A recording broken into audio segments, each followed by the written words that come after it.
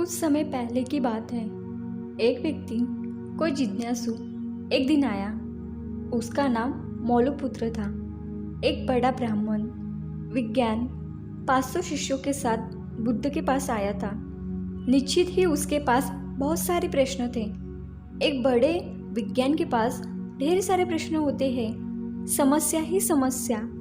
बुद्ध ने उसके चेहरे की तरफ देखा और कहा, मौलुपुत्र, एक शर्त है। यदि तुम शर्त पूरी करो, केवल तभी मैं उत्तर दे सकता हूँ। मैं तुम्हारे सिर में भन भनाते प्रश्नों को देख सकता हूँ। 1 वर्ष तक प्रतीक्षा करो, ध्यान करो, मौन रहो। जब तुम्हारे भीतर का शोरगुल समाप्त हो जाए, जब तुम्हारे भी की बातचीत रुक जाए, तब तुम कुछ भी पूछना और मैं उत्तर दूंगा। यह मैं वचन देता हूँ। मौलुपुत्र कुछ चिंतित हुआ। 1 वर्ष, केवल मौन रहना, और तब यह व्यक्ति उत्तर देगा, और कौन जाने कि वे उत्तर सही भी है या नहीं। तो हो सकता है 1 वर्ष बिल्कुल ही बेकार जाए। इसके उत्तर बिल्कुल व्यर्थ भी हो सकते हैं। क्या करना चाहिए? वह दुविधा में पड़ गया। वह थोड़ा झिझक भी रहा था। ऐसी शर्त मानने में इसमें खतरा था।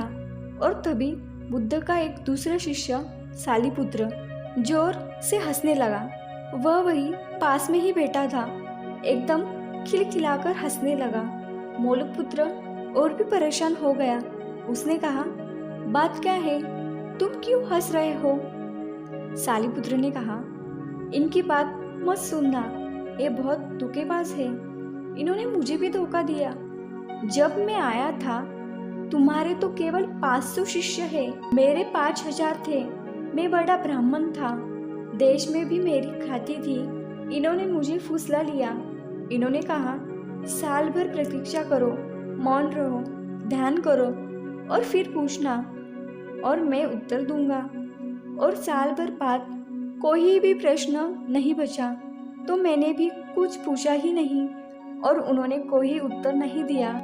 यदि तुम पूछना चाहते हो तो अभी पूछ लो। मैं इसी चक्कर में पड़ गया, मुझे इसी तरह इन्होंने धोखा दिया। बुद्ध ने कहा, मैं अपने वचन पर पक्का हूँ। यदि तुम पूछते हो तो मैं उत्तर दूंगा। यदि तुम पूछे ही नहीं तो मैं क्या कर सकता हूँ? 1 वर्ष बीता। मौलुपुत्र ध्यान में उतर गया और मौन होता गया। भीतर की बातचीत समाप्त हो गई। भीतर का कोलाहल रुक गया। वह बिल्कुल भूल गया कि कब 1 वर्ष बीत गया। कौन फिक्र करता है? जब प्रश्न ही नहीं हो तो कौन उत्तर की फिक्र करता है? एक दिन अचानक बुद्ध ने पूछा, यह वर्ष का अंतिम दिन है। इसी दिन तुम 1 वर्ष पहले यहाँ आए थे और मैंने तुम्हें वचन दिया था कि 1 वर्ष बाद तुम जो भी पूछोगे मैं उत्तर दूंगा। मैं उत्तर देने को तैयार हूँ। अब तुम प्रश्न पूछो। मौलुपुत्र हंसने लगा और उसने कहा, आपने मुझे भी धोखा दिया।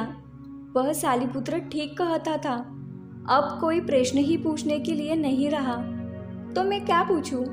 मेरे पास पूछने के लिए कुछ भी नहीं है। असल में यदि तुम सत्य नहीं हो तो समस्या होती है और प्रश्न होते हैं।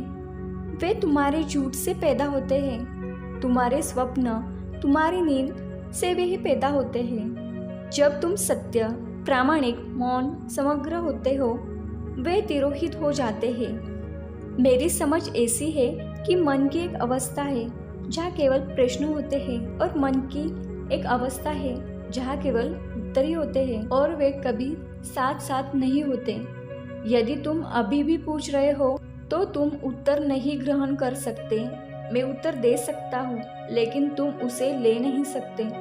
यदि तुम्हारे भीतर प्रश्न उठने बंद हो गए तो मुझे उत्तर देने की कोई ज़रूरत नहीं है। तुम्हें उत्तर मिल जाता है। किसी प्रश्न के उत्तर नहीं दिया जा सकता। मन की एक ऐसी अवस्था उपलब्ध करनी होती है जहाँ कोई प्रश्न नहीं उठते। मन की प्रश्न रहित अवस्था ही एकमात्र उत्तर है। यही तो ध्यान की पूरी प्रक्रिया है। प्रश्नों को गिरा देना, भीतर चलती बातचीत को गिरा देना।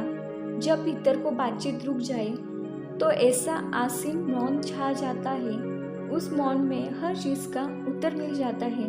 हर चीज सुलझ जाती है। शाब्दिक रूप से नहीं, अस्तित्वगत रूप से ही सुलझ जाती है। कहीं कोई समस्या नहीं रह जाती है।